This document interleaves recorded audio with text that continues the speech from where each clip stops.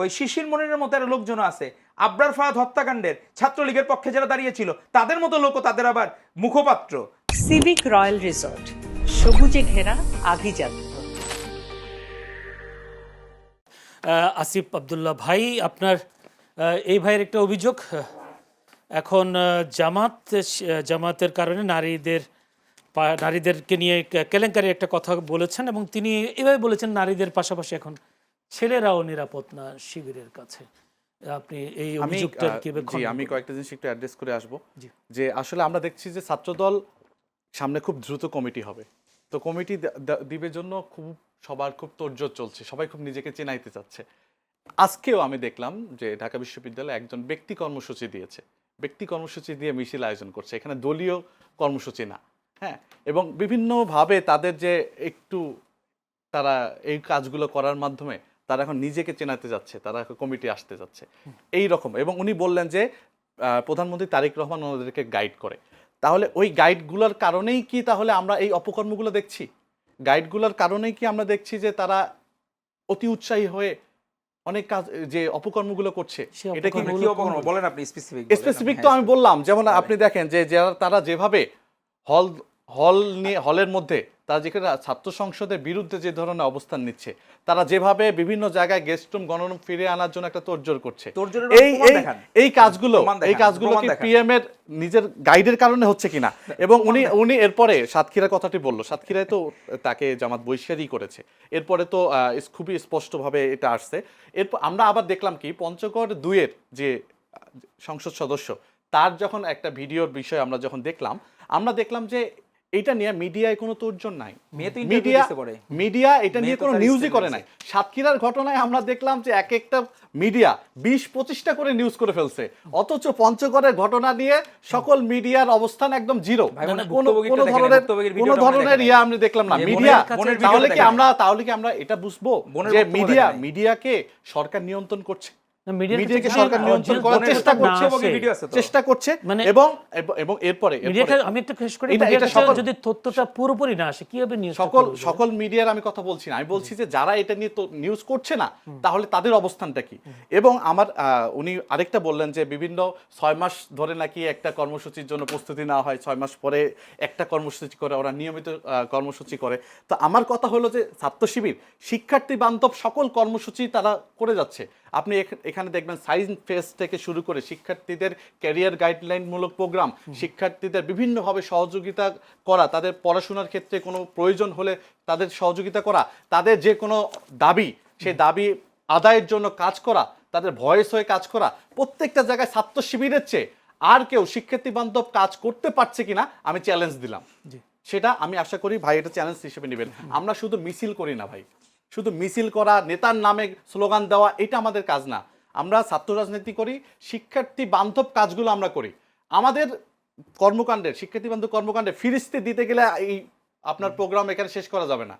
কিন্তু উনি শুধু মিছিল, শুধু নেতার স্লোগান দেওয়া, তাদের পিছনে ঘোরা, তো এই জায়গাগুলো তো আমরা এই রাজনীতি করি না। এবং জুলাইয়ের পরে আমরা বিশ্বাস করি সবাই একটা নতুন রাজনীতিতে আসবে, শিক্ষার্থী বান্ধব কাজগুলো তারা করবে, এইটা আমরা বিশ্বাস করি। এবং যে প্রশ্নটা আপনি করলাম যে আসলে আপনি বলছিলেন যে একটা মিডিয়া সব নিউজ করে না, আপনি যে এই কথাগুলো বলছেন, আমিও কয়েকটা ফেক আইডি দেখেছি যেখানে সিলেটেরও কয়েকজন এমপির একটা ভিডিওর কথা ভাইরাল হয়েছে, এরকম কিছু। আমরা অনেক তথ্য ওখানে দ্রব্যার চেষ্টা করেছি, আপনার গবেষণা করেছি, কিন্তু সে অনেক এআই বলছে এআই তৈরি এইসব কিছু। তারপরেও কি আমরা আসলে নিউজ করতে পারি? আপনি তো পঞ্চগড়ের এটা তো দেখলেন, আমি সিলেটের কথা বলছি, সিলেটে ওটা নির্বাচনের সময়কার যে ঘটনাটা, হ্যাঁ, তো এটা তো খুব চমৎকার ভাবে এটা বিভিন্ন ভাবে আসছে। এটা তো আসলে এই জিনিসগুলো নিয়ে আসলে আমরা খুব বেশি কথা বলতে চাই না। আমরা বিশ্বাস করি যে দল তার যে নেতা অথবা কর্মী তাদের কোনো অপকর্ম দেখলে অবশ্যই তার ব্যাপারে সাংগঠনিক ব্যবস্থা নেবে। এবং জামাতকে আমরা এই ব্যাপারে ধন্যবাদ যে তারা বহিষ্কার করেছে, একটা রানিং এমপি তাকেও তারা বহিষ্কার করতে দ্বিধা করেনি, কিন্তু বিএনপির ক্ষেত্রে এই বিষয়গুলো দেখছি না।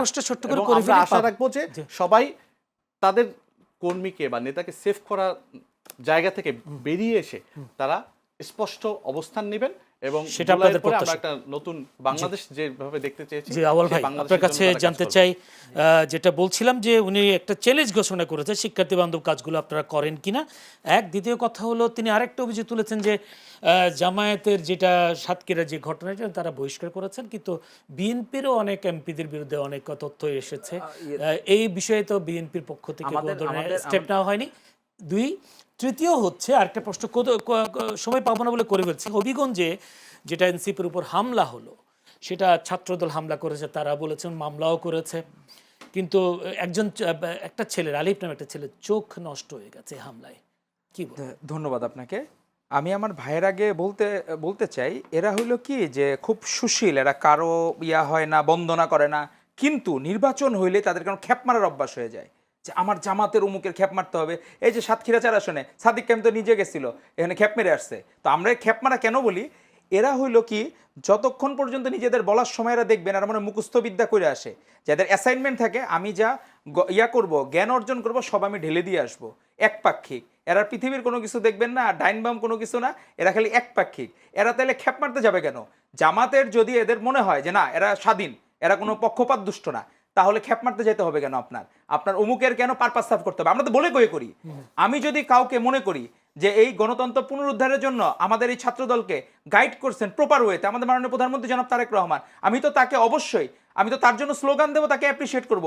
আমি তো এমন না আমার লুকায়িত কোনো কিছু আছে, আমাদের কোনো কিছু তো গুপ্ত না, গোপন না, আমরা প্রকাশ্য করব।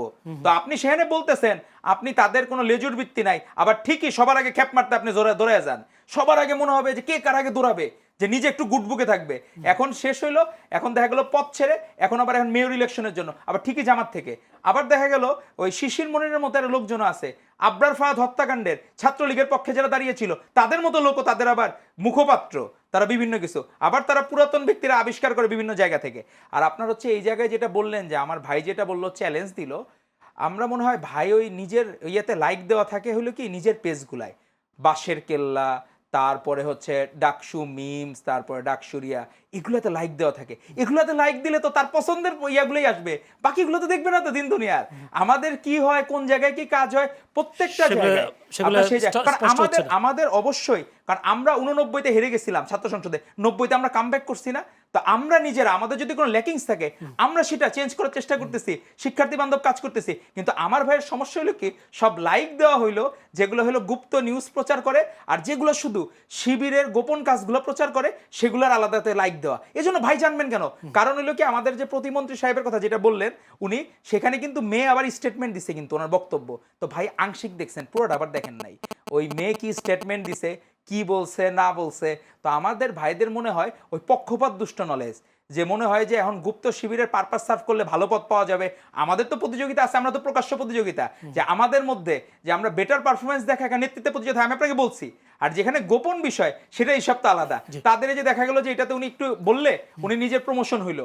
এখন আমাদের তো বিষয়টা হয়ে গেছে যে আমরা তো বলে করি, আর এরা হইলো গোপন প্রেম, যে তাদের বিষয়টা কে বলবে। আর হবিগঞ্জের বিষয়টা আপনার যেটা সেটা প্রত্যেকে ওইখানে যদি কারো অপরাধ থাকে প্রত্যেকেরই শাস্তি অবশ্যই দেওয়া উচিত, কিন্তু সেখানে আমরা দেখলাম যে আপনাকে শুরুতেই বলতেছিলাম ডাক্তার মাহমুদা মিতু নামে একজন আমাদের প্রফেশনে, আর নাসিরউদ্দিন পাটোয়ারিকে মনে হয় যে হাসিনা যে কথা বলতো ইউনুস সাহেবকে টুস করে ফালায় দিবে, উমুকরে ফালায় দিবে, তমুকরে ফালায় দিবে, এরা আসলে কি দেখতাম আমরা ঢাকা বিশ্ববিদ্যালয়ে হাফ প্যান্ট পরে ঘুরতো।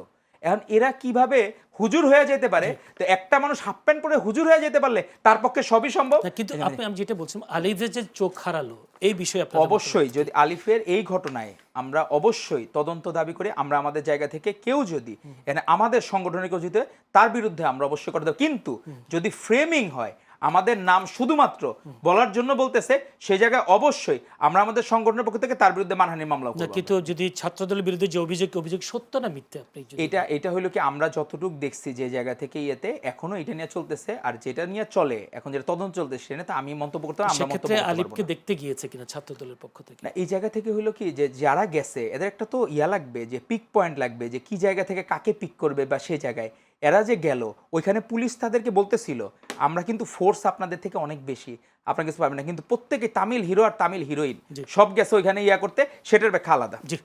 সিভিক রয়্যাল রিসর্ট, কিনুন আভিজাত্য, নিশ্চিত করুন ভবিষ্যৎ।